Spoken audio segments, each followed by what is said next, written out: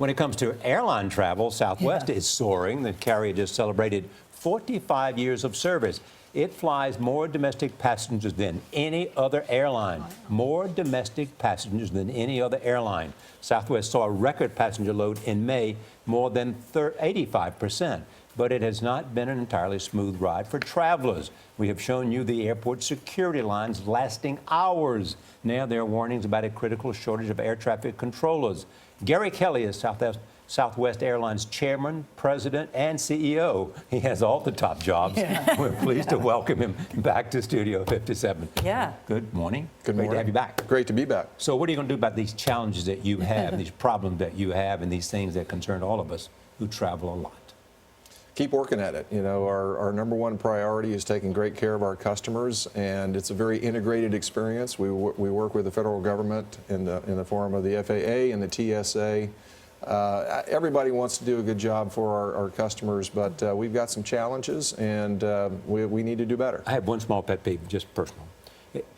A number of times recently, I have been at the airport ready to get on my plane, and they say, we have to wait for the crew. That happens a lot. Now, part of that is because they're coming on a plane that's been delayed. Also, they're having trouble getting to the airport. They slept late. You must be flying somebody other than Southwest Airlines. I know. So. Gary, speaking to the microphone. Gary, in other words, can you please give your personal cell phone to Charlie Rose? Yeah, you go into McCarthy. You know, Southwest has been famous for being a great operator for 45 years, in addition to you know, being the largest in the country and offering low fares. So through the month of May, our on-time performance is above 80%. So our folks do a great job there. No, and your customer service is really off the charts when people talk about Southwest. Number one, you don't charge for 2 checked bags. We get that for free. You don't charge for changing your seat. I was just charged $200 the other day for changing a seat. And live TV, there's no charge. But people say you're leaving a lot of money on the table, Mr. Kelly. Why do you think that's important to do? Well, you know, that may be true. I don't believe that that's the case. I think that we've earned a lot of fans and a lot of loyalty over a long period of time because we treat people right. We're very proud of the fact that we're America's low-fare leader and have been for a long time. We work very hard to keep our costs low so we can keep our fares low. And we don't want to surprise our customers when they show up with a gotcha. There's no nickel and diming. And we're very proud of that. And I think that earns us more customers. And in fact, I think if we started charging the extra fees, we would lose more customers than we would gain in fees. So I think it's good business. JetBlue just added mint condition. Would you recently? Would you consider something like that?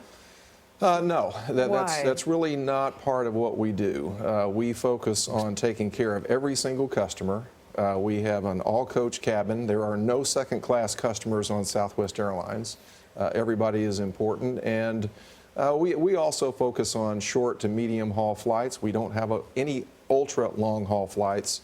It works very well for us, and we're the largest airline in America. I never think of it as second class when you're riding up in first class. It's just that seats are bigger, and when you have a bigger bottom, a bigger seat is greatly appreciated. or if you're 6'3". Or if you're 6'3". Bigger bottom, 6'3". We try to make every single one of our seats comfortable. Okay, So there you go. Cuba. Everybody's bottoms. There you go. Yeah, let's talk about Cuba. When will those start? What's the idea there? Well, we're ready to go. We're waiting on the U.S. DOT to make the final awards for Havana. The other cities that we've bid for the slots are all awarded at this point, but Havana is key. And hopefully we'll hear something in July and we can get flights launched this year. I think it's very exciting. It will be daily flights? It would be daily flights. What we have proposed is flights from Fort Lauderdale, Orlando, and Tampa to Veradero, Santa Clara, and Havana. Got it. You have raised questions about the air traffic control system. It's outdated. It needs revamping. What are the concerns in terms of passenger safety, plane safety? What needs to be done? Yeah, it's the greatest system money could buy during World War II, you know, so it is vastly outdated. No one disagrees with that. I think where there is disagreement is how to move forward. And we've been working, our country's been working for decades to try to modernize the system. It's not going to happen at the current pace. So we need to reform the FAA, set it up as a not-for-profit corporation, have a board of directors, And But is that system making travel more difficult for me? It's less safe? I mean, what's the concern?